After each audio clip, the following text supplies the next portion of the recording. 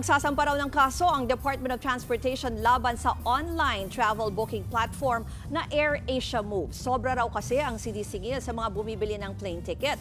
Para sa iba pang detalye, nasa linya ng telepono si Gerard de la Peña. Gerard, ano ba itong kaso raw na isasampa ng DOTR at ano pang ibang detalye dyan?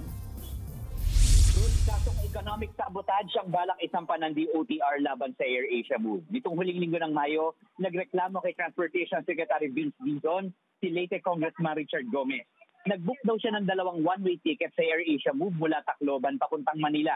Ang singil daw para sa flight ng Philippine Airlines ay umabot na mahigit 77,000 pesos o halos 40,000 pesos bawat pasahero ang airfare. Higit na mas mahal daw ito kung ikukumpara sa mga airfare papunta sa Japan o Hong Kong.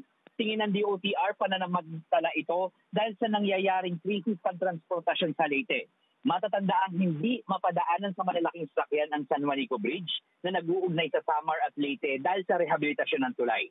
Ang AirAsia Move ay isang online travel booking platform kung saan maaaring makapag-book ang isang pasahero ng mga airline tickets ng AirAsia, Philippine Airlines sa Cebu Pacific at pati na rin mga hotels. Affiliate ito ng airline na AirAsia. Ayon din kay Dizon, sumulat na sila sa AirAsia Move na nakabase sa Malaysia para sa cease and desist order o agarang pagpapatigil ng pagbebenta ng ticket. Pero ang sagot ng kumpanya, wala raw sila sa jurisdiction ng Civil Aeronautics Board dahil hindi naman sila airline. Pero nangatwira ng DOTR na hindi dapat naniningil ng ganito kamahal sa mga pasahero. Ipinag-utos ng DOTR sa CAB na maglabas ng mga rate para magabayan ang mga consumer kung overpriced ang pagbenta sa kanila ng airline tickets. Ayon sa DOTR, nag-request na raw sila sa PNP Anti-Cybercrime Unit na agad i-deactivate ang nasabing online platform. Pero Ruth, ang sabi naman ng AirAsia Move tungkol dito ay maaari raw nagkaroon ng pagkakaiba doon sa mga rate na nakapublish doon sa app dahil may ginagawang synchronization yung kanilang third-party providers ng mga rate. Pero agad naman daw itong nasolusyonan at yan daw ay pinagbigay alam na rin ng AirAsia Move doon sa kanilang mga providers. Ngayong linggo naman daw ang pagsasampa ng kaso laban sa AirAsia Move at nakamonitor din daw ang mga otoridad sa iba pang booking platform sa travel agency para makita kung may iba pang nagbebenta ng mahal na airline tickets. Truth.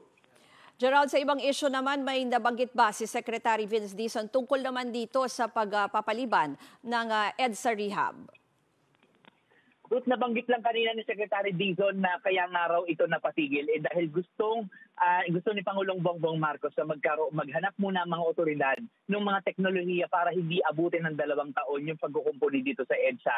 Pero ang sabi ni Secretary Dizon ay DPWH talaga ang makakasagot ng mga detalye niyan. Pero sa ngayon, Ruth, suspendido muna o hindi muna tuloy yung odd-even scheme at pati na rin yung planong paglilibre ng toll sa iba't ibang bahagi ng Skyway Stage 3 at ng NLEX-SLEX Connector Road. Pero tuloy na tuloy pa rin daw yung NCAP dahil kahit kung matatandaan natin, Ruth, kaya hiningi ng MMDA sa Korte Suprema na ibalik itong NCAP ay para nga makatulong sa kanila dito sa EDSA rehabilitation. Pero sabi nga ni Secretary Dizon, malaking tulong daw itong NCAP sa pagdidisiplina sa mga motorista, hindi lamang sa EDSA, kundi pati sa iba't ibang bahagi ng Metro Manila.